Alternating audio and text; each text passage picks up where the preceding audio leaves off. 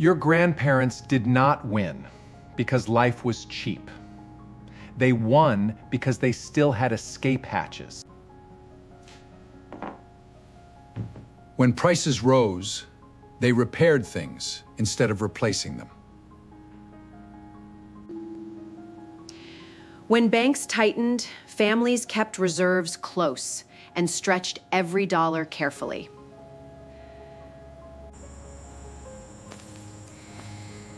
They raised food, sold from the porch, and traded skills directly with neighbors. Today, families rent money, rent storage, rent security, and pay a middleman at almost every step.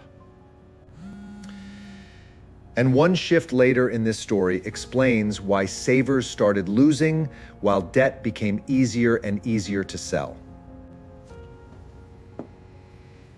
Number 25 was simple: cash envelopes, kitchen drawers, and hidden reserves. That was not backward thinking. It was control during emergencies. Today, one low balance can trigger overdraft fees, delays, and panic almost instantly.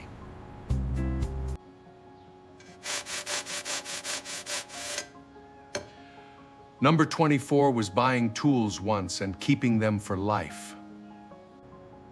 One good tool could block years of replacement spending. Modern systems often replace repair culture with subscriptions, service plans, and permanent replacement cycles. Number 23 was not gardening as a hobby. It was partial control over the food supply chain. A productive yard reduced how much money flowed through processors, shippers, and grocery chains. For many older families, growing food was not therapy. It was economic strategy. Number 22 pushed the same logic further. Small animals turned scraps, feed, and time into daily yield. Eggs every morning meant protein without another trip to the store. Families survived on incomes that look impossible today because more of what they needed came from assets they controlled directly.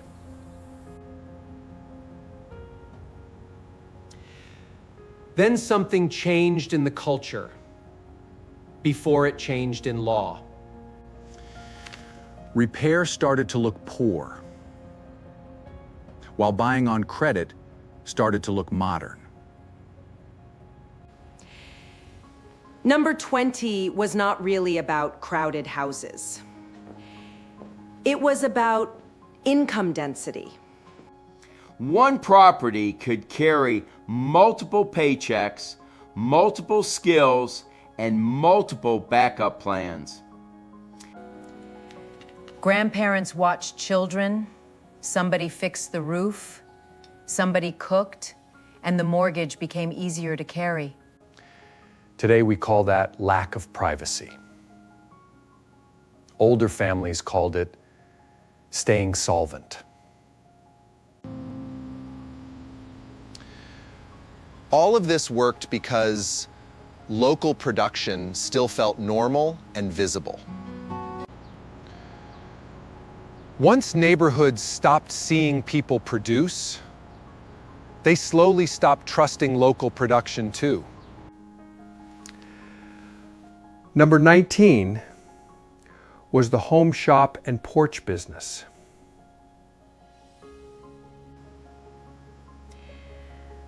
A house could also become the place where money came in. Families did not need large loans to start small businesses. They needed useful skills and nearby customers.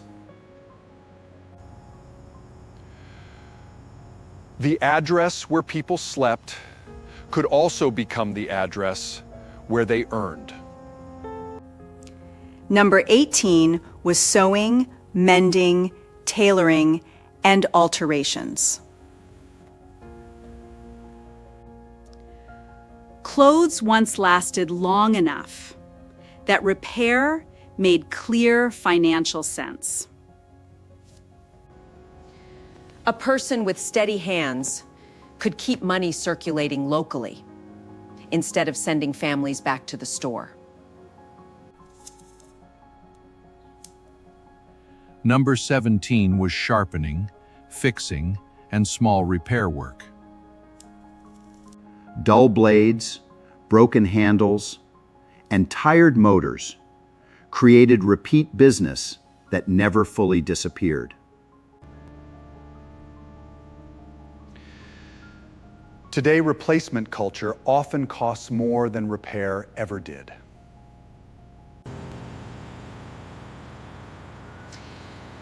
Number 16 was roadside selling and direct cash trade. The producer kept the margin instead of losing it to transport, packaging, and retail chains. Families could test demand instantly and learn exactly what neighbors would actually pay for. Then the wall went up.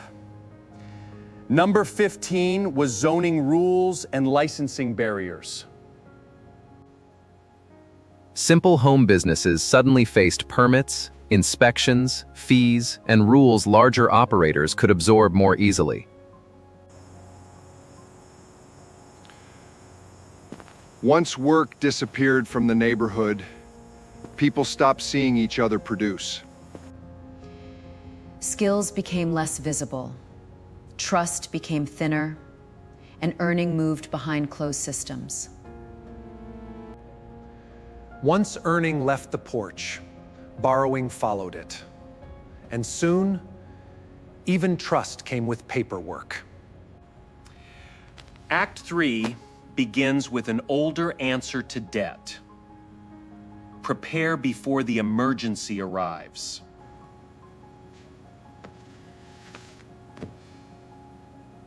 Number 13 was layaway systems and sinking funds. They separated future expenses so tomorrow's paycheck would not get consumed by today's impulse. Number 12 was rotating savings clubs and community lending circles. 10 people would contribute, and one person would receive the pooled funds on a rotating schedule.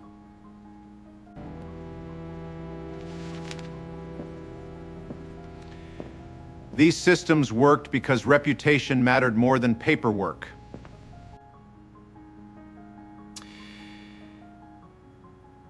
Number 11 was seller financing and carrying the paper.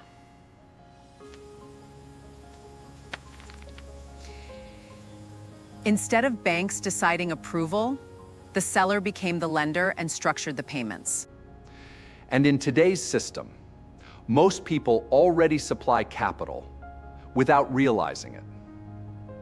Deposits, retirement accounts, and pensions all feed lending systems far beyond the individual saver's control. Number 10 was pawn systems, collateral loans, and character-based lending. Credit was based on reputation and personal history, not automated scoring systems. Over time, lending shifted from human judgment to institutional algorithms and standardized risk models. These institutions pooled community savings and lent within shared trust networks. As money centralized, even simple exchange systems began to lose visibility and trust. Number 7 was barter, direct trade of labor, goods, and services without a financial intermediary. A mechanic might receive food, a gardener might receive repairs, and value moved through agreement instead of currency.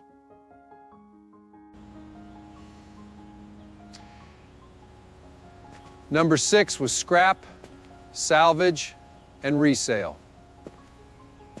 What one household saw as junk, another saw as repair stock or future income.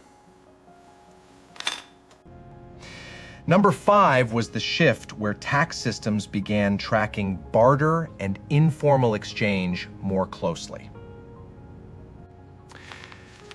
As regulation expanded, more informal trade began to disappear from everyday visibility.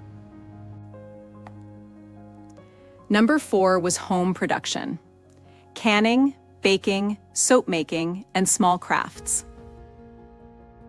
Small-scale production could cover bills and stabilize households during difficult months.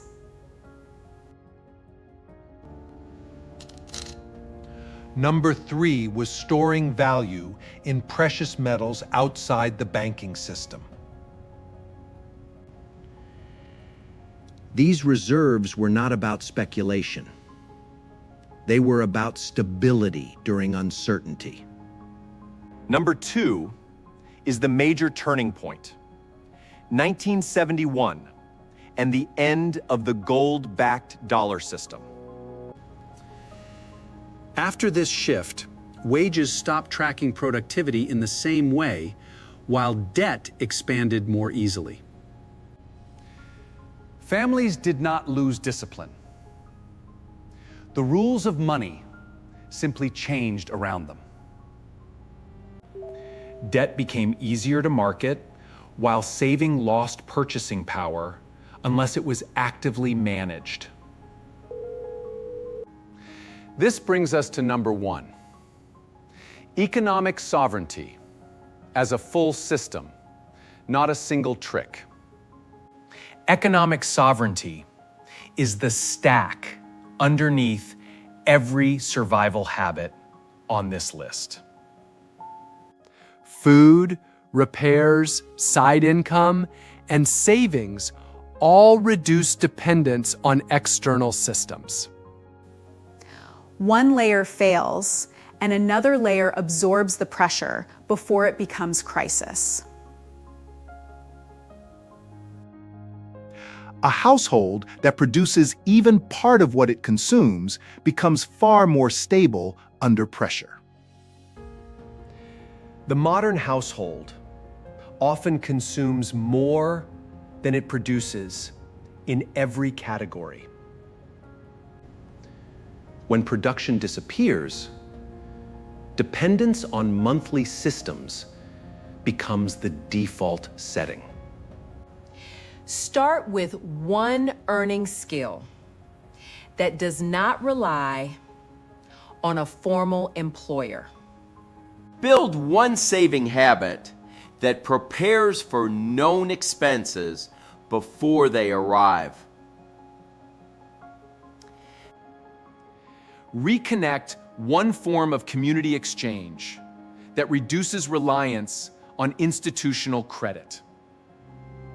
Your grandparents did not survive by one solution. They survived by building multiple exits.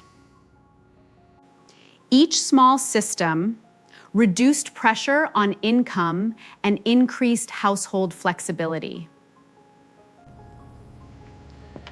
Even one reliable skill can stabilize an entire household during disruption.